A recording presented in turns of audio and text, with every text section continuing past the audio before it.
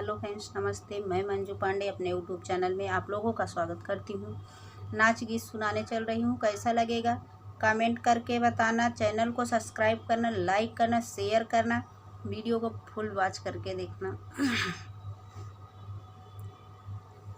लौकी कद्दू के तरकरिया पिया के मनहु न भावैना। लौकी कद्दू के तरकरिया पिया के मनहु न भावैना। एक दिन जब हम लौकी बनाए पिया गए रिसियाई हो, पिया गए रिसियाई। एक दिन जब हम लौकी बनाए पिया गए रिसियाई हो, पिया गए रिसियाई। दिहले उलटी करहिया पिया के मनहु न भावैना। दिहले उलटी करहिया पिया के मनहु न भावैना।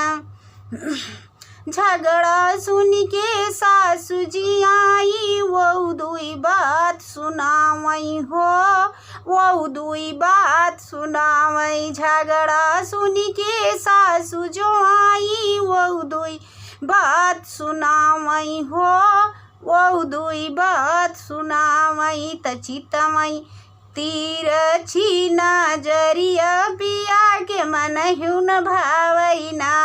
चितवई तिरछी नजरिया पिया के मनहु न भावैना। लौकी कद्दू के तरकरिया पिया के मनहु न भावैना। इतने में जब हमारी सियाने सब केहू मिली मनावई हो, सब केहू मिली मनावई हो। हम त घुसी गईले वो बरिया पिया के मनहु न भावैना। हम त घुसी गईले वो बरिया पिया के मनहु न भावैना। लौकी कद्दू के तरकरिया पिया के मनहु न भावैना। लौकी कद्दू के तरकरिया पिया के मनहु न भावैना। पिया के मनहु न भावैना, पिया के मनहु न भावैना। लौकी कद्दू के तरकरिया पिया के मनहु न भावैना।